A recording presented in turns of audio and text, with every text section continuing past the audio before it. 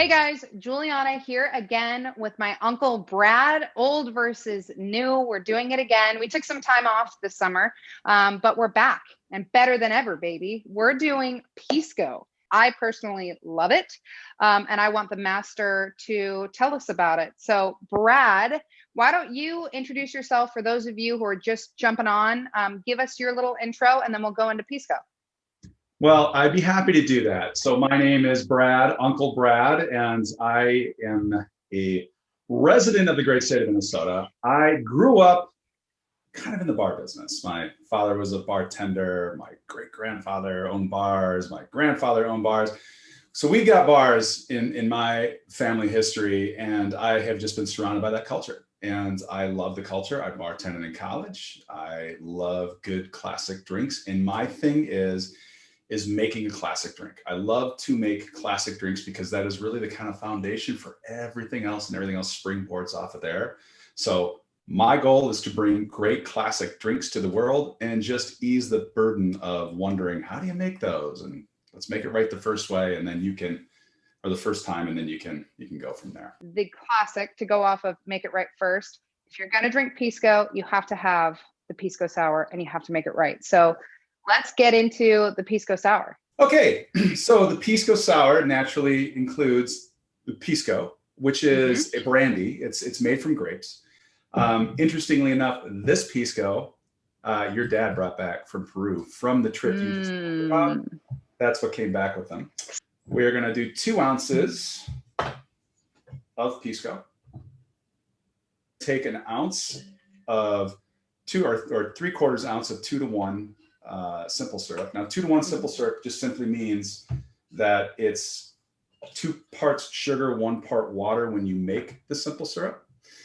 1 ounce of freshly squeezed lime juice is going to go in there, just like that. And now we are going to add the egg whites, and I'm going to put the egg white in a separate cup because if I screw up and the egg yolk goes in there, it's mixed in my ingredients and I got to start all over again. So. And I feel like, too, for a lot of people who don't know, a lot of people are like, ew, egg whites. Number one, I've never had an instance where the egg white has made my cocktail smell bad. Number two, it's safe to use eggs as long as you wash the shell or you buy pasteurized. Yeah. So those wondering. So I'm going to put these two together. I'm not going to shake it with ice because I'm going to dry shake it. And the reason I'm doing that is that it's going to foam up more without the ice in there. All right, so I've got that, and now I'm going to add my ice to cool it off. And I'm going to double strain it into my glass because I don't want any of those ice bits to be in there. And if there's any pulp from the fresh lime, I'm going to add my bitters. I'm going to do 3 to 4 drops. Yeah. But there you go. There's your Pisco. Wow. Yeah.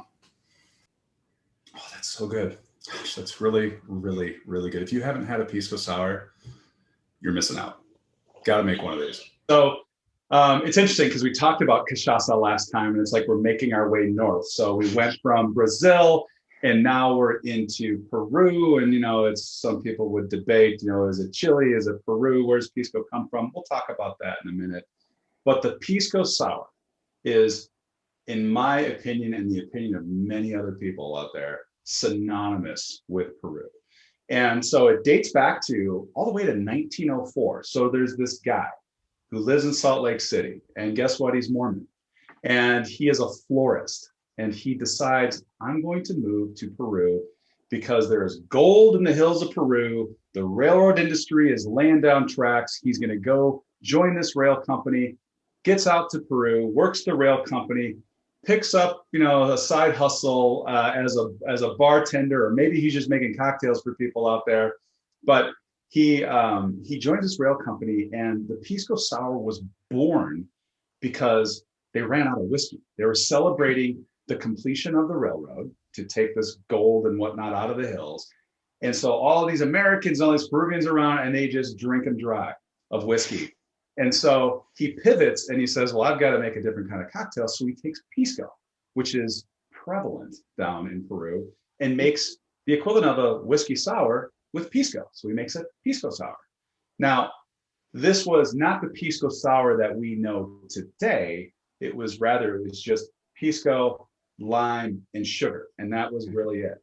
Well, so he moves from this one location in Peru into Lima with his family, and he opens up his own bar. And his bar is called, and this guy, by the way, his name is Victor Von Morris, and his bar is aptly named Morris's Bar.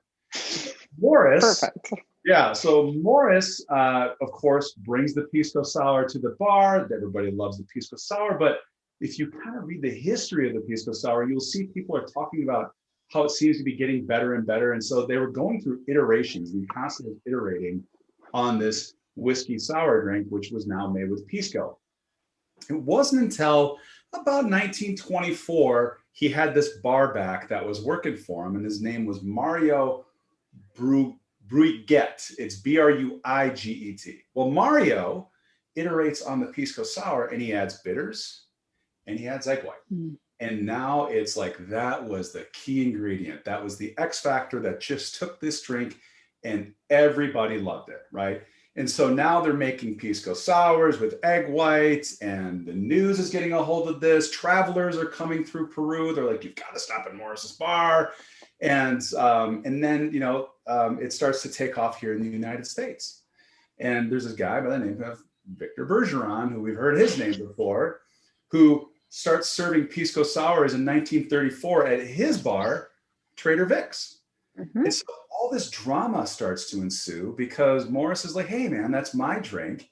I've got all of these employees who are going all over the place in Peru and opening up bars and working at bars, bringing my Pisco drink to these different bars, which again is kind of like why the drink became really popular, because now you can go to Lima, Peru, and you get a Pisco Sour just about anywhere.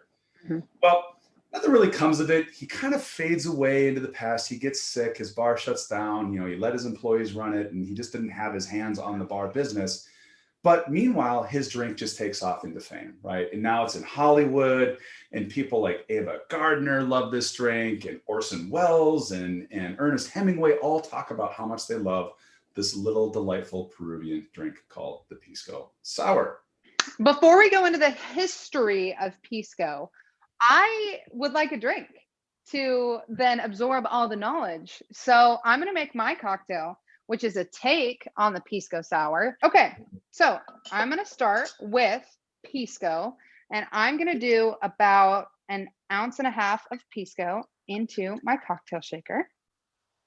And by the way, I now work with Curiada, which is a place where you can buy liquor online and deliver it to your door. Sometimes there's free shipping. It just depends on the bottle you're buying. If you put a bottle in there that's free shipping, the whole thing's free shipping.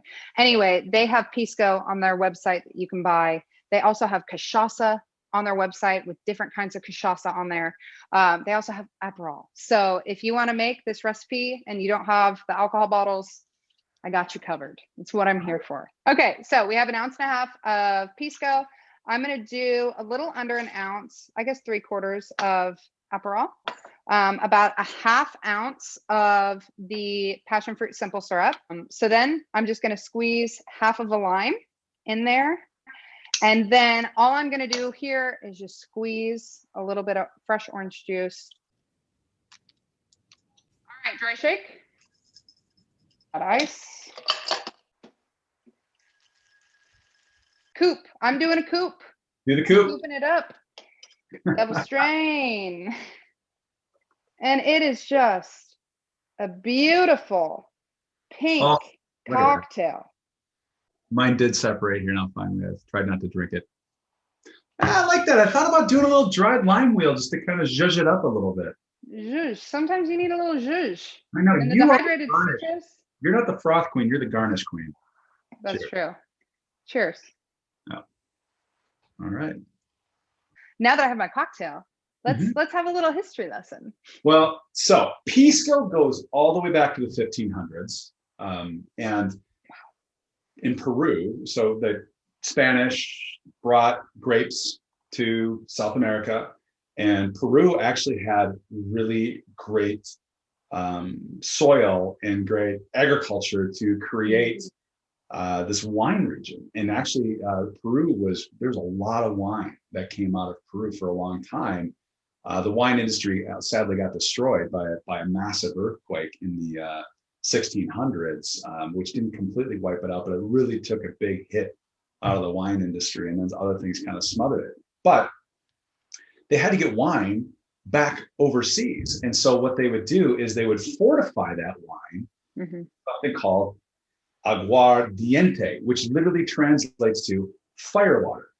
And so this firewater was inside of this wine to keep it fortified. And of course, people are making firewater and they're like, well, a little Cipro, Brad, wouldn't be too bad right about now. And so it starts to build this culture where people are just drinking it, kind of without the wine. And so it wasn't until about, I think it was, it was late 1500s. It was being shipped out of a port called Santa Maria Magdalena. And that was, that town, Santa Maria Magdalena, had a port called Pisco. And a lot of that stuff came out of the port, right? And so you can start to see where aguardiente started to get its name, Pisco, because it just was all coming out of this port. And it made its way up into the United States in the 1800s and landed in San Francisco and Yerba Buena, as a matter of fact. And they got a hold of Pisco and they created something called the Pisco Punch, which is essentially, it's a little bit like a Pisco Sour, no egg white, no bitters, but it has like pineapple juice and a few other things in there. And so Pisco was in the United States. It took an American moving all the way down to Peru to create Pisco Sour by accident because they ran out of whiskey. And that is the history of Pisco. Short, brief, not real exciting, but that's it. All right. Well, that's it for our Pisco segment. Like we were just talking about, we're going to have both of our recipes linked on the bottom of this video. Make sure to follow Join Jules, Cigars and Vino. Like, subscribe this video. There's more. We're doing these every month. If you guys have any requests, if you want a certain cocktail we could cover, if you want a certain spirit you want to learn more about, let us know. And we will try to, cover everything that we can. But this was Pisco. This was the Pisco Sour. And I'm Join Jules, Cigars and Vino, Uncle Brad. And that's it. Cheers. Cheers.